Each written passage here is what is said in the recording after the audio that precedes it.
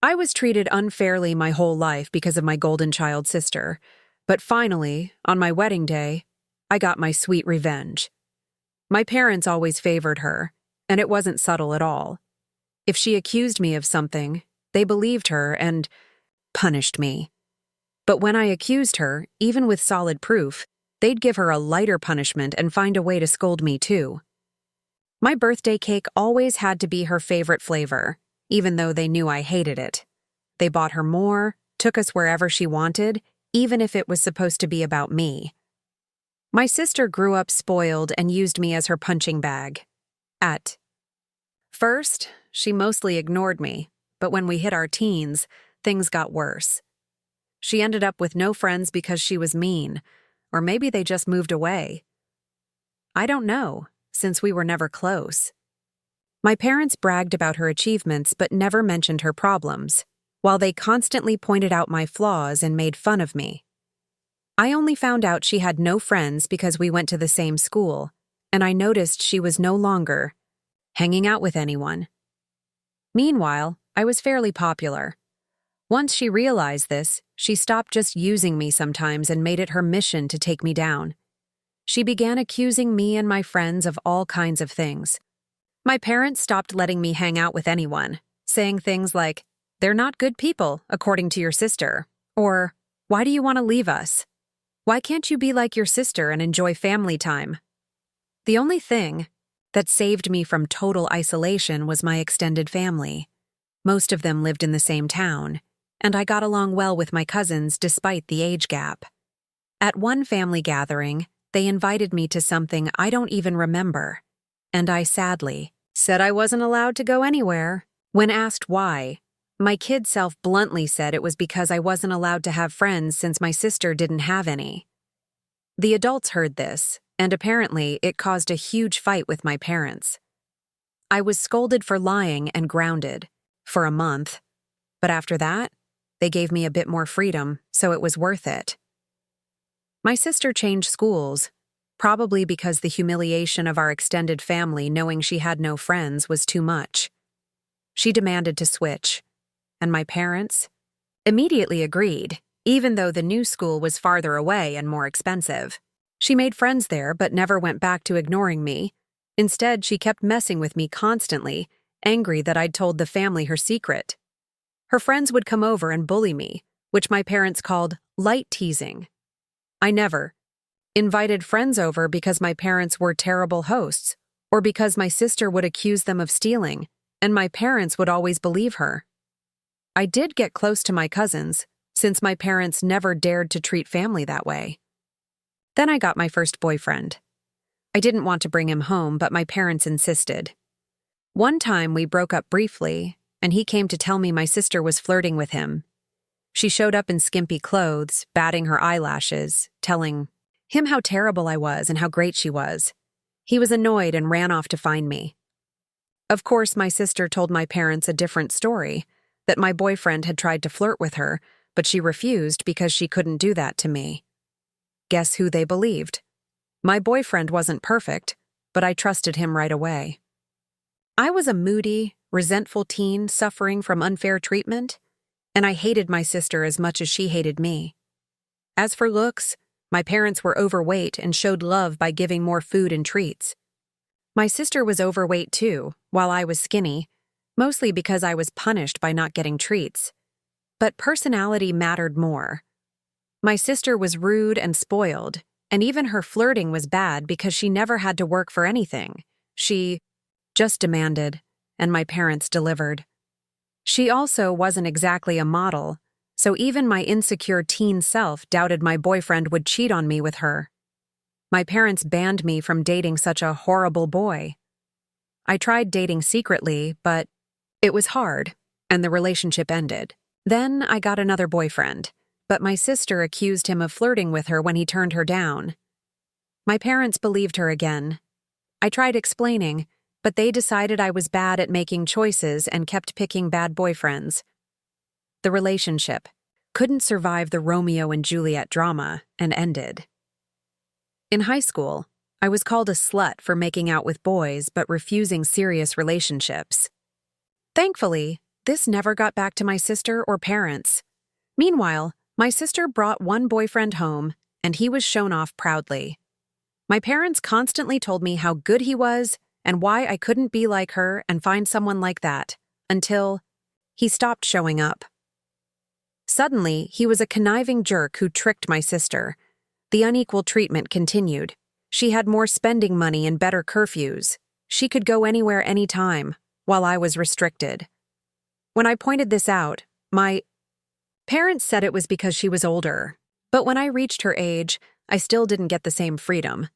When I pointed that out, they denied ever saying it, or claimed I couldn't be trusted like she was.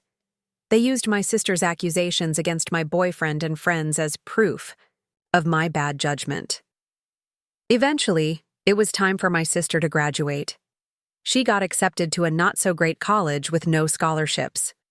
They only told me about her achievements, so I didn't know which colleges she tried for or how many times she got rejected. I do know her grades were bad because we celebrated when she got a B. I usually got good grades, but my parents never celebrated those, saying, "What's there to celebrate if you always get them?" They made a big deal about her going to college and promised to pay for everything. I was relieved she'd be away. Not that it made my life easier. She came home every other weekend and stuff kept disappearing from my room, or she'd cause other problems. My curfews stayed strict. Then my mom talked to me about my upcoming graduation. She told me since they were paying for my sister's college, they couldn't pay for mine. It'd be better for me to start working after graduation and wait until my sister finished university to see if they could afford college for me. If I stayed home, I'd have to pay rent and bills. I pointed out I could get student loans. Mom said yes, but no. They'd decide if the college was worth the debt because I had bad judgment. I don't know how they'd stop me from getting loans, but I didn't ask. Scholarships weren't even mentioned. They didn't know my grades anymore and never believed in me. I didn't even react. I just said, "Okay." My mom was shocked and cried, maybe hoping I'd throw a tantrum so they could avoid paying for college. But I just thanked them for caring and said I understood. Later, my dad tried the same talk, but I stayed calm. After a lifetime of their awful parenting, I had no more tears left. I always knew my parents would come up with some excuse to avoid paying for my education and make my life difficult.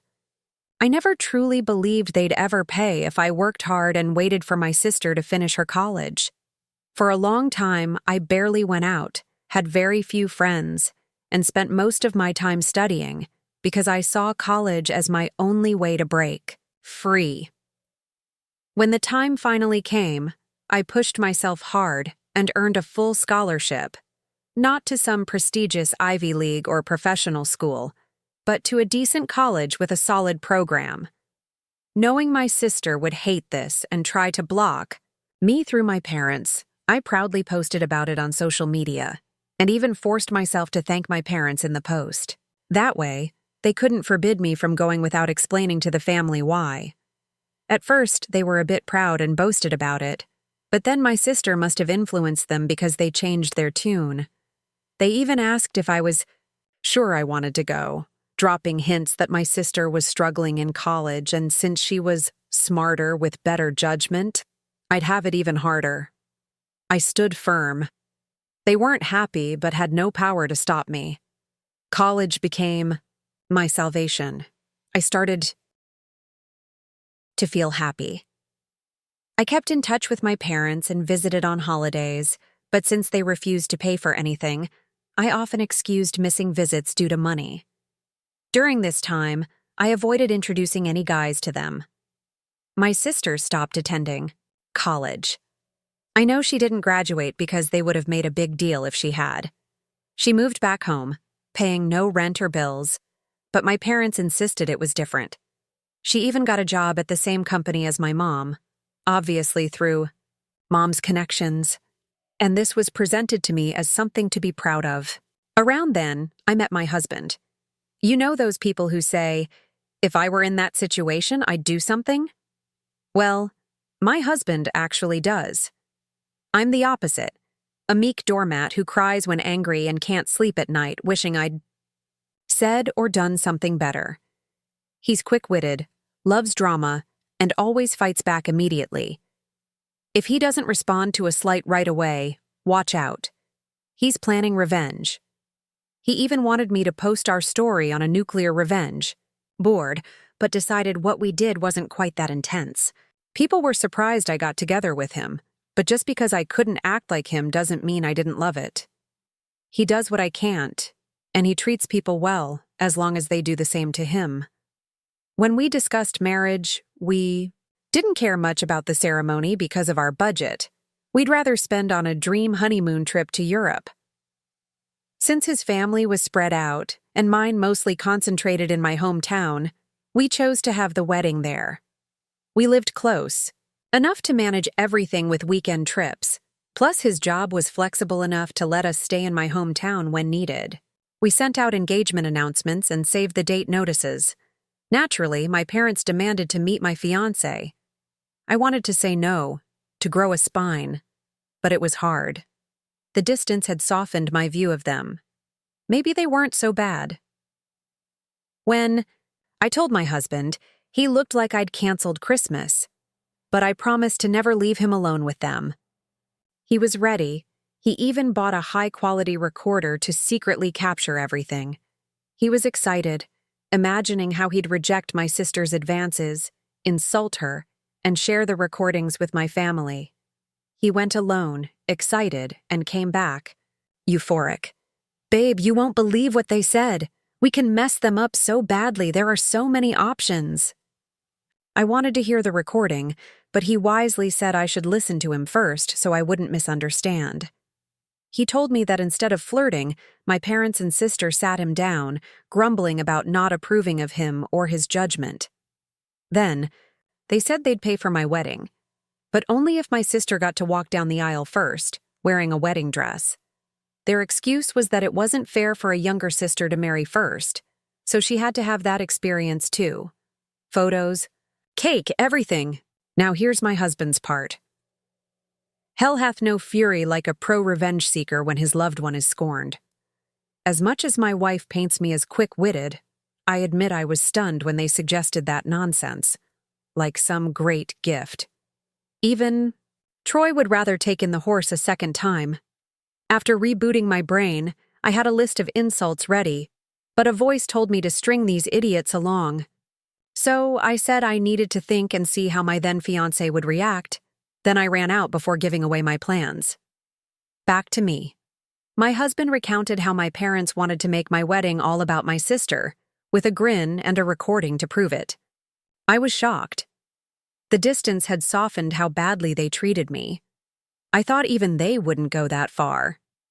Thankfully, my husband's focus on revenge kept me grounded. We had fun brainstorming ways to get back at them, from ridiculous to feasible. We called his more level-headed brother, who scolded us, saying some ideas could get us sued and that pulling off the plan would be tough. Eventually, we settled on a simple but effective plan. Pretend to agree, but hire security to keep my sister out. That alone wouldn't be proper revenge. Most of the rest was my husband's idea, but he wanted me to share it. Everything was discussed and agreed between us. He went back to my parents and said he thought I might refuse, but since I don't like conflict, I might not cause a scene in front of everyone. He suggested a compromise. They'd help pay for the wedding, so I'd feel pressured not to complain. This way, the wedding would be public, and I'd appear grateful. My parents were shocked, and my sister literally skipped with joy. Importantly, my husband said all the accusations about me being distrustful and controlling were my idea. He's proud of using their words against them. I was suspicious, checked his phone for cheating, so nothing about the plan was ever written down. Before any talks about my sister walking down the aisle, he visited their house. So began months of deception. My parents and sister thought they were tricking me, but my husband and I were playing them all along, milking every moment instead of giving in. The wedding itself went quietly on the surface, but my parents tried to control every detail, including things important to me, like the songs and the color palette. My husband would convince them to back off just to keep me calm. Since neither of us cared much about the ceremony anyway, we let them have control over the small stuff. Well, that's what they thought. Here's what we did. When it came to the drinks and menu options, we'd go check everything out, then pick the lowest or second lowest priced options. My husband would secretly take my sister there to taste it and then sigh, saying it was a shame because we didn't want to abuse my parents' goodwill, so we couldn't pick the best. Cue my sister demanding my parents pay for the most expensive option. Then my parents would tell me not to worry. They'd cover the cost for the fancy option. We pulled the same trick with the photographer and flowers. My husband would give my sister a bouquet of the flowers we wanted, and then pretend to be sad that I preferred some other, less attractive flowers. Cue my parents telling me they wanted us to use those flowers and that they'd pay for them. The wedding dress was a small problem. My parents wanted me to wear a dress that wasn't horrible, but wasn't my style and wouldn't look good on me. Our plan was to say yes, but then not actually wear it. My mom even messaged me about it, so we had proof. I stood my ground and refused to text back, but my husband went to talk to them and said he'd see what he could do. My sister even suggested ruining my desired dress so I'd be forced to wear the other one. My husband pretended to agree. We made sure all communications were kept off text to avoid any written evidence, and I would reply to my sister's messages when she tried contacting my husband. This helped my husband build a case that I was neurotic and controlling, so my family believed it and avoided putting anything in writing. Some might hate the idea of their partner talking badly about them to family, but I'm such a doormat that the thought of being seen as controlling is hilarious. So I encouraged him. I guess I have a twisted sense of humor. Oh, and my sister did try flirting with him, but he acted conflicted to sell the act better. He'd pretend to tell them things without my knowledge, but he never told them about hiring security. It was all pretty funny. My husband and I had seriously considered a courthouse wedding to save money for our honeymoon, but we ended up having an extravagant, expensive wedding while barely spending a dime. We joked that it was payback for emotional damages from my parents. My husband, I think, enjoyed the trick more than planning the wedding. I never thought I'd see a guy so happy to waste a Saturday driving around discussing wedding details with his in-laws. But here we are. The big day came. My parents, sister, and her husband planned to wait until everyone was seated, since the bride always arrives late, and then sneak my sister in, so I wouldn't see her coming and couldn't stop. She'd walk down the aisle first, and by the time I found out, it'd be too late. For my dress, we saved some leftover fabric from the alterations. My husband took it to my parents' house, where my sister still lived, and showed it, as proof that he'd ruined my dress. Then he said he had to go calm me down because I was furious, and he'd see them at the wedding. We kept our real security hidden at first. As guests and my parents arrived, they saw only a woman checking names.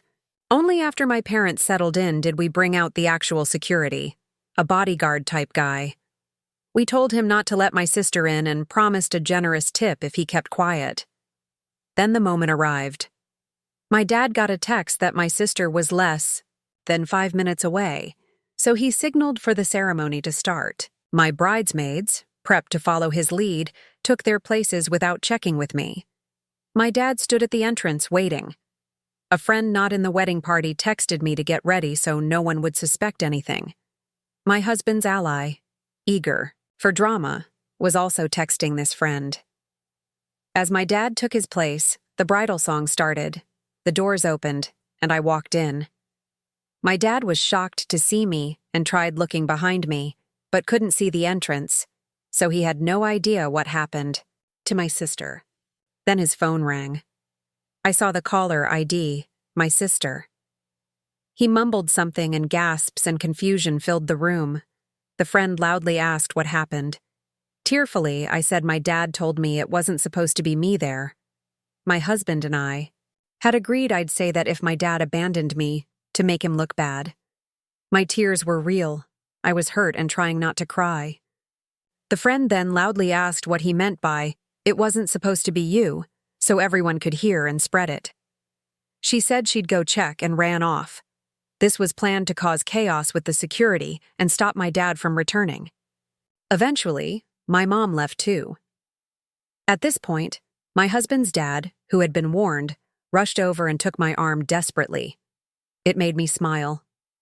I walked down the aisle amid whispers and people discussing what happened. Some left to check. When I reached my husband, he comforted me, joking that my sad face was so real I deserved an Oscar and promised to handle my parents.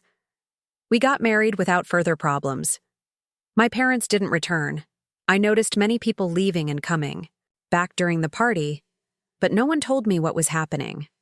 Someone whispered in my husband's ear, and he left, returning later with a thunderous look, but whispering he had to hide before breaking into a smile. Here's the summary from friends. Family, the security guy, and my husband. My sister arrived in a wedding dress, but security refused to let her in as agreed. He told her she must be at the wrong venue because there was already a bride. Yes, we tipped him very well. My dad tried threatening the security with the police, claiming he'd never heard of him and that he couldn't be working there. The pie. Security said he'd call the police since he was hired by us and was just doing his job. My dad realized it was too late and demanded the security let my sister in. Then the friend came over, shouted and insulted my sister, and asked what was going on, stalling. My mom arrived, followed by others. By then, the wedding plan was ruined. My parents could only try to control damage. Everyone who found out was horrified. People started yelling and berating them. My parents and sister claimed it wasn't a secret and blamed my husband. When called over, my husband acted confused and denied everything. He joked, "Gaslight, gatekeep, girl boss, LOL." He denied agreeing to any ridiculous plan and asked for proof. They had no proof because all texts were about normal wedding decisions. My sister screamed, cried, and apparently sat on the floor kicking her legs like a child.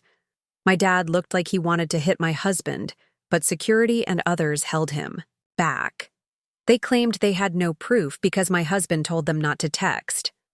My husband laughed and said, "Wow, how convenient." He then told them he wasn't going to let their stupid plans and lies ruin his wedding. He went back to me. No one believed my parents. The venue had cameras, but they wouldn't show me the footage since it was only for security.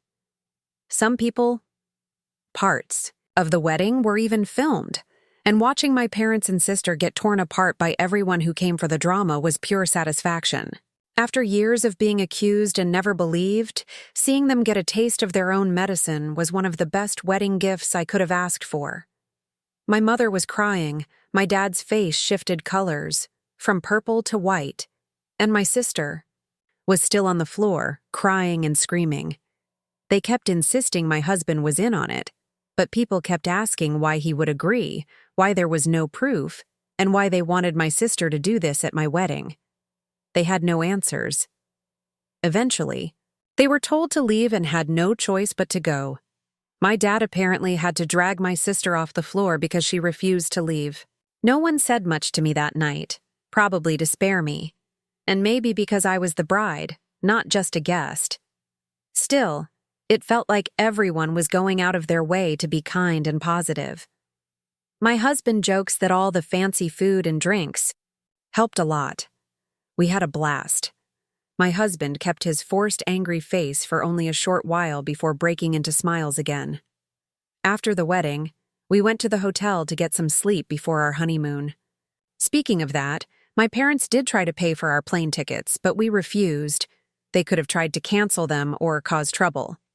Since then, my parents and sister have tried to contact me, but I refused to pick up because my husband insisted on keeping a paper trail. Smart move. Eventually, my sister messaged me. I won't repeat her crazy rant, but the important part was that she blamed me for humiliating her, called my husband a two-faced snake who fooled them for months. He wants to print that and hang it on our wall, and hoped, but was sure I'd get cheated on by him. She even suggested he was cheating on me with her. My husband took screenshots of the call logs, her messages, and some from my parents demanding I answer. He sent everything to our family group chat, along with screenshots of messages where they called him names and threatened him. He kept up his "I never agreed to anything" act and even threatened to sue them for defamation and harassment. He begged the family to stop harassing me and ruining our honeymoon after failing to ruin the wedding. He also asked them not to share our location to prevent my parents from sending my sister over, and claiming he'd agreed to pretend to sleep with her in our honeymoon suite. My family assured him they'd handle it, and since then, we've had peace. My husband's a little disappointed my sister hasn't disobeyed so he could call her out again and really tear into her, but we'll see if the peace lasts. All in, all, while I wished for a normal, loving family at my wedding, at least for once, they failed to ruin something important to me. And I got the last laugh. Some people ask why they treated me this way. I've thought about it all my life but never got an answer. When I was young, I asked but was told I was spoiled and to stop complaining. I stopped trying. Here's what I think. I was unplanned.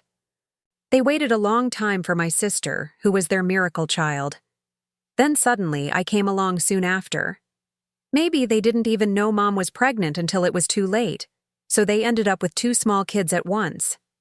They weren't well off, and the extra expense probably made them resent me, but that's just my guess. In the end, it doesn't really matter why. What they did was wrong and unwarranted. My husband and I have a theory. Maybe my parents never planned this. We think my sister threw a tantrum about me marrying first when she barely had dates. So they made my husband that ridiculous offer, not wanting to pay for my wedding, but trying to look like the good guys to my sister and have an excuse not to spend money on me. But then my husband accepted, and they couldn't backtrack without risking my sister turning on them. Thanks for watching. If you haven't subscribed yet, please do, and hit the notification bell to stay updated with more shocking real-life stories happening around you.